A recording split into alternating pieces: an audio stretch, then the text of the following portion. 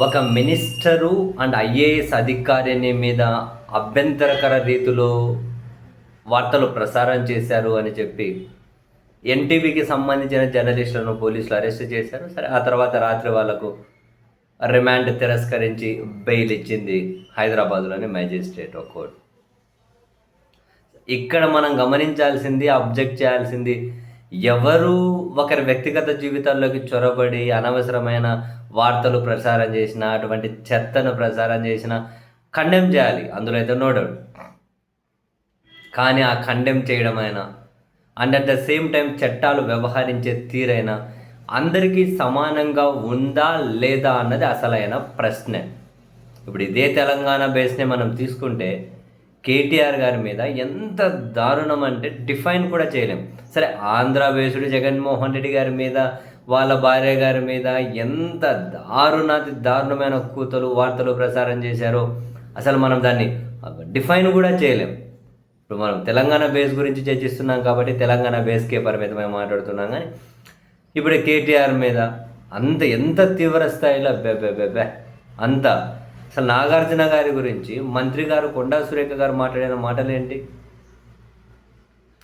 మాటలేంటి, దీనికి ఇదే హైదరాబాద్ పోలీసులు ఏం సమాధానం చెబుతారు అన్నది ప్రశ్న.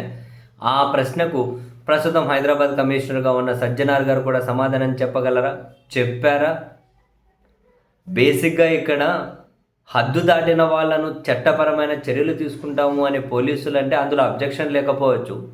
అండ్ ఆ చర్యలు తీసుకోవడంలో వీళ్ళు చూపించినటువంటి ఒక దూకుడని కాదు, అంతకు మించి అదే అబ్జెక్షనబుల్. అన్ని వైపుల నుంచి విమర్శలు వినిపిస్తున్నది కూడా. తలుపులు బద్దలు కొట్టుకొని లోపలికి వెళ్ళి ఎత్తుకోవాల్సిన అవసరమో లేదు. వాది ఒక పెద్ద ఛానల్, వాళ్ళేమి ఛానల్ని తీసుకెళ్ళి అక్కడికి విదేశాల్లో షిఫ్ట్ చేసి పెట్టుకోరు. ఆ తర్వాత మీడియాతో మాట్లాడినప్పుడు కూడా సజ్జనార్ గారు బరాబర్ ఎత్తుకొస్తాం, మేము పిలిస్తే రావాలి, ఏం వారెంట్లు అక్కర్లే, అదక్కర్లే, బరాబర్ ఎత్తుకొస్తామా అని చెప్పి తన బాడీ లాంగ్వేజ్ అయినా తన మాటలైనా చాలా డిఫరెంట్ అనిపించాయి. ఎందుకు మరి అన్ని వైపుల నుంచి వచ్చిన ప్రశ్న ఏంటి? సరే, చట్టం తన పని తను చేసుకోపోతుంది అని కమిషనర్ గారు అన్నప్పుడు ఇంతకుముందు మనం ప్రస్తావించిన విషయాల్లో చట్టం తన పని తను ఎందుకు చెయ్యలేదు అన్న ప్రశ్నే. వాస్తవానికి సజ్జనార్ గారికి ఇంతకుముందు జనాల్లో ఒక పాజిటివ్ అభిప్రాయం బలంగా ఉండేదేమో. ఇప్పుడు బహుశా ఆ పాజిటివ్ అభిప్రాయం అయినా, ఇంతకుముందు ఉన్న ఇమేజ్ అయినా తగ్గిందా పెరిగిందా అని అంటే బహుశా ఆ విషయం సజ్జనార్ గారికి కూడా తెలిసే ఉండొచ్చు. చట్టం ఎప్పుడు సమానంగా పనిచేయాలి, కనీసం సమానంగా పనిచేస్తున్నట్లు కనిపించాలి. కేటీఆర్ గారి మీద అంత దారుణమైన కథనాలు రాసి వాళ్ళ పార్టీ ఒక నిరసన చేపడితే ఒక టీవీ ఛానల్ దగ్గరికి వెళ్ళి దాన్ని వ్యతిరేకించుకుని ప్రభుత్వం ముఖ్యులు ఆ టీవీ ఛానళ్ళకు సంఘీభావం ప్రకటించారు, మీడియా మీద దాడి అన్నారు. మరి ఇప్పుడు చట్టం ఒకే విధంగా ఎందుకు పని చేయదు?